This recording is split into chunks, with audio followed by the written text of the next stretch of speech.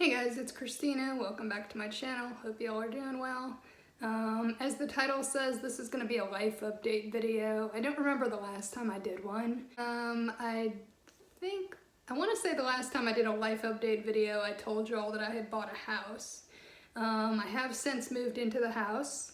I moved in a month ago, so almost a year ago, and within that time I learned that moving is pretty much a solitary activity, unfortunately. So I hired movers to move the majority of the stuff, and my mom's hairdresser was able to help at the last minute with moving, the electronics for me, so that was nice of her. But yeah, so anyway, I moved in. I am still in the process of getting everything put away and organized. My visually impaired friends came over and they helped me hook up a gas dryer. I had to get that because the house doesn't have hookups for an electrical one. So I got a gas dryer. I got a DVD stand that holds, I want to say like 700 something DVDs. And so they put that together for me, which was really nice of them. They haven't come back over since. Probably in 3 weeks or so, because they're busy with their grandkids. But the next time they come over, whenever that is, they're going to help me mount this whole big DVD thingamajig to the wall.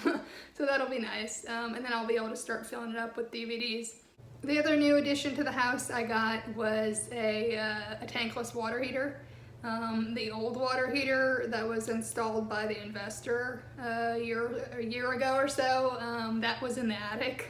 So the plumber had to go in the attic to take out the old water heater and bring it downstairs and everything. And in fact, I still need to figure out how to dispose of it, because I don't think the regular trash guys take that away. So I'll have to call and find that out. But anyway, yeah, so those are the updates that I've gotten done on the house since then. I've been taking guitar classes for the last 3 months. Honestly, I wouldn't say my guitar teacher is the best at teaching blind or visually impaired people.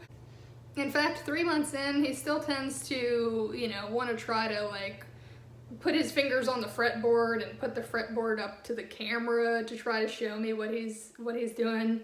And, I try to tell him, I'm like, I can't see that, you're gonna have to verbalize what you're doing, describe it to me, let me know if it looks right, if I'm doing the same thing. So yeah, so we've been learning some melodies, and, he was kind of switching between melodies and chords at first, but I kind of felt like he wasn't that great at telling me which strings to play. Like, he would just tell me where to put my fingers on the fretboard, and then he'd be like, okay, go ahead and play it. And I'm like, all the strings, 4 strings, like, what do you want me to do here? So yeah, I've been working on melodies like Mary Had a Little Lamb and Ode to Joy and, what was the other one? Twinkle Twinkle Little Star. That's been my favorite one actually so far. So I've been busy during quarantine taking classes online, just the usual video edition classes and improv classes and stuff like that. And so, that's that's been alleviating the whole, transportation anxiety that I tend to have when I go to classes in person. But anyway, so I've been taking those, and I know coming up pretty soon here is going to be the deadline to sign up for the Queen's Theater program, which they're doing virtually online. If you don't know what I'm talking about, a couple years ago I was involved in a program for early career actors with disabilities, and so this year they're doing that virtually, but I don't know, I thought about it at first, and then, I also thought about the fact that, when I had done that whole self-tape a couple of years ago for the Casting Society of America, they had done an open call for actors with disabilities, and so I thought back to that, and I was like, for that, there were at least 900 people who showed up in person, not counting all the self-tapes that they got. So when I thought about that, I was like, you know what, let me just go ahead and let other people have this opportunity. Because, you know, I mean, I've been fortunate enough to where, you know, I've been taking classes for, I don't know, 8 years now. So I've also applied to an 8th talent agency within this year. The last time that I had actually gotten an agent, that was like a 2-year process of applying to places, and you know, it just so happened that the 8th agency that I had contacted, you know, was interested and had worked out and everything. Even though, you know, I was having a conversation with somebody the other day that feels kind of the same way I do about it. You know, it's kind of a catch-22.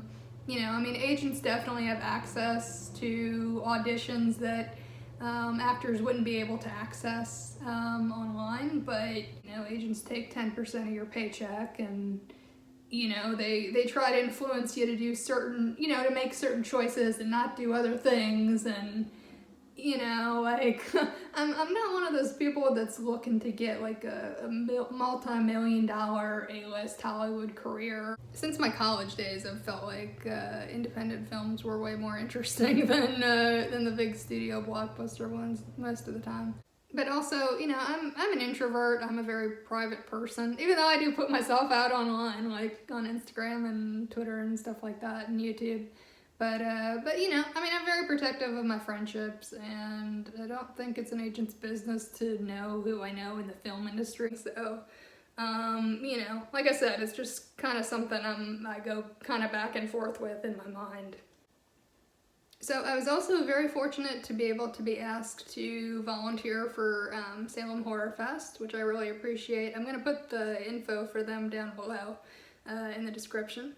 And that's a film festival that normally takes place in Salem, Massachusetts over a 2-weekend period, I believe. I've never actually gone in person. This was my first year attending and helping out. But anyway, you know, earlier this year, like before the whole COVID thing and stuff like that, I really was looking forward to going in person. And, you know, hopefully if everything goes well next year, you know, they'll be able to have it in person.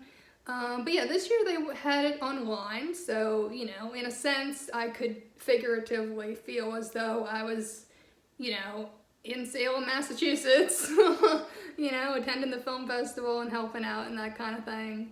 You know, I love volunteering for the film festivals, you know, especially with all the stuff being online. You know, you have so many people coming together from different places online that, you know, I feel like, to me anyway, it just kind of gets me out of my head, helps me not think about, you know, the pandemic and that kind of thing.